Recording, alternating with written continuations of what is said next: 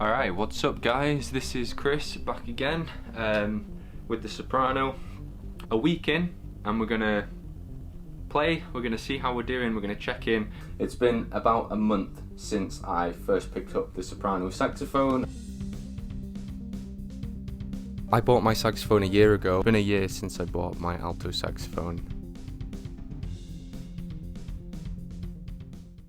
I'm not sure if I've mentioned it before, but today is my saxophone birthday, so I've been playing for 365 days as of today. Go me!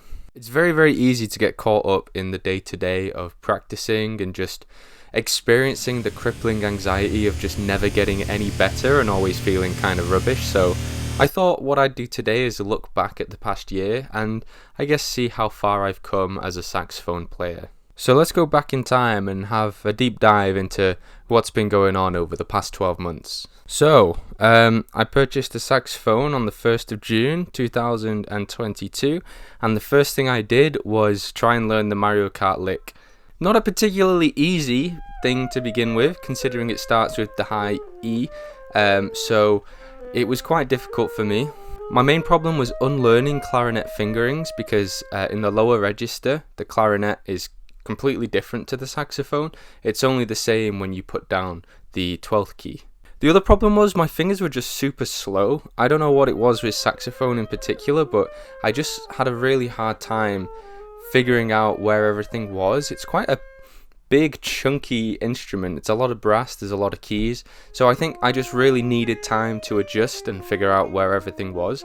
And sort of reading music was fine, but figuring out how that translates to what my fingers do, that was a little bit more difficult for me. So overall, we would characterize the first little while playing saxophone as just familiarizing myself with the instrument and I guess just learning how to play it, learning what I need to do in order to get a sound out of it and where my fingers need to go to get the right sound out of it. My dad also plays saxophone, so that was a great help to me as well because I had somebody there immediately to sort of guide me and tell me what to do. So we would jam occasionally. We also started looking at duets, so that sort of sprung me forward, shall we say, and it helped me to really get on the train of playing a lot more and learning and picking up new things. So I bought an alto saxophone first, and then for some reason around July I decided to buy a tenor saxophone, not because I wanted to play tenor, I just saw it on eBay and bought it. It ended up not being the best purchase I've ever made. It was actually a really good saxophone. I got a great deal on it because it was second hand, but for some reason I just didn't really like it.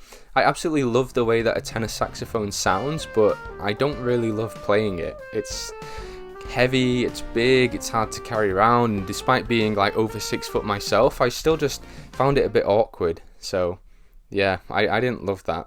But overall there was a relatively steady improvement over the months. I did start to feel more confident. I got sort of every key underneath my fingers and I could read music and play at the same time, and my sight reading got a little bit better and my tone started to improve. So overall things were looking up, but I did still feel like something was missing and I didn't really know what it was until a little bit later.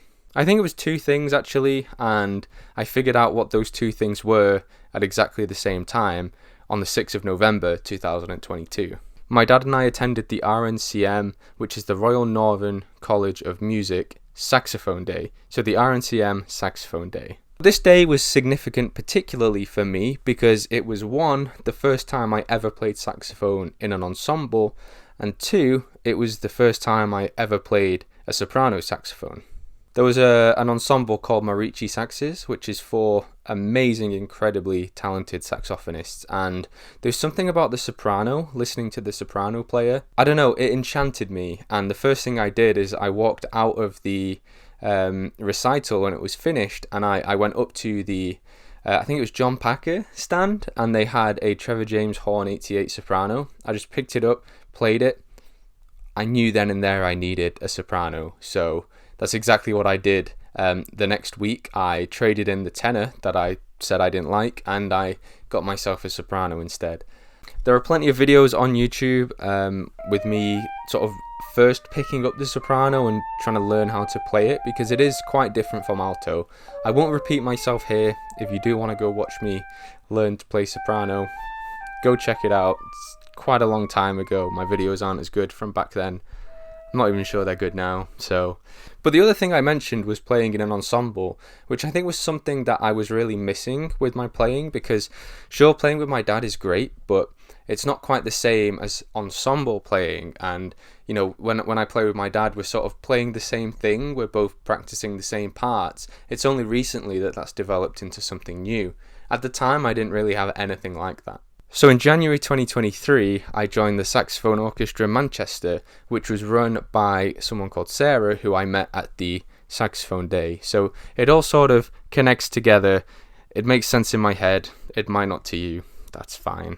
But this fulfilled the thing that I was missing, because I think what was different is I was suddenly exposed to a lot of different types of music, and I suddenly had to learn new pieces, and I had to sight read, you know, on the spot with everybody else playing at the same time as well.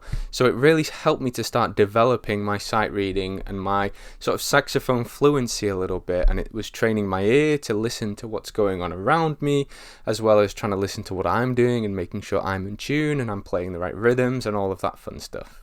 I think maybe just before I joined the saxophone orchestra, I did start to feel myself plateauing a bit. I was playing all the same things. I was still playing the Mario Kart lick, granted a lot better than I was when I first tried to learn it, but you know, there was definitely improvement. But I felt myself maybe getting a little bit bored and not really sure what I wanted to do with saxophone. So joining an ensemble was a huge help in actually getting me to start pushing towards the next level. I also started taking saxophone lessons with Sarah, who runs the saxophone orchestra, and I think because I was self-taught for so long, this was instrumental, if you pardon the pun, in helping me get rid of all the bad habits that I'd formed over the past few months. My point being, I'm not just listing everything that I'm doing, but it all sort of accumulates together and comes together into what I am as a saxophone player today. One massive shortcoming that I think I found is I never practice long tones, I'm never doing scales, I'm never practicing technically. I'm just sort of playing pieces for various ensembles or things that I want to play, or you know, something for a lesson that I have coming up. I think overall, if I look at the past year of saxophone playing, I've just been playing as much as possible, just doing everything that I can possibly get my hands on. And I think that's definitely going to come back to haunt me at some point in the future. It already has with like my tone and my tuning, especially on soprano. I feel like that's really kind of fallen behind a little bit. But that is exactly the point. When I first started learning soprano, I knew that tuning was something that was and could be an issue, but I never really knew what to do about it. But I've played enough over the past year to now know what I need to do to get better, and I understand what my shortcomings are. I feel like my saxophone fluency has come a long way. It's a bit like, as my dad always says, learning a language. So I've absorbed the grammar, I've been absorbing the vocabulary, and obviously those are things that I can continue to take on and learn, and hopefully that does happen. But it feels sort of like saxophone is a second language, so to speak. So there's all the nuances and the idioms and, you know, the little bits of slang that I haven't picked up yet because I've not been exposed to it for long enough. And also there's more work to be done before I can even do that. You know, I feel like I'm learning a language and I'm not native. I don't give off the impression of being native yet. That's something that I need to work on. But my saxophone playing is very much a constantly changing thing. You know, my priorities change a lot. They will continue to change. You know, I'm in 2 ensembles. I also play with my friends. I also play in a band, which occasionally I pick up the saxophone and play with the band. So there are lots of different things, and you know, sometimes I do feel like I don't have time for the long tonal exercises and the scales, and that's fine for me because that's what's working for me at the moment. However, moving forward, I feel like that is something that will become part of my priority and something that I will need to work on. You know, it's easy to think, oh, I'm terrible, I'm no good at saxophone, it's not for me, but it's when I look at how far I've come from that very first time I played the saxophone to now, and it sort of changes my perspective a bit. I'm actually incredibly proud of how far I've come in the past year. So, you know, if any of you are sat there thinking, oh, I'm in a real slump right now, I'm terrible at saxophone, I should give up, you know, any of those thoughts, just cast your mind back to months or years ago and just think, would I have been able to do what I'm doing now all of that time ago? For me, it's a really nice way to just remember that I am progressing and I am getting there. And what a year it's been. I've done so much saxophone stuff and I've achieved so much, and I've done so many gigs and concerts, and I've played with so many new people, and I would never have done that if I'd never picked up saxophone. So it's great. So yeah, that's 365 days of saxophone for you. So what's coming up next for me? I have 3 concerts in a week, and that happens in about a month's time, so I better get practicing for that. And speaking of, so should you. Get off YouTube, get practicing, have a great time, and I'll see you later.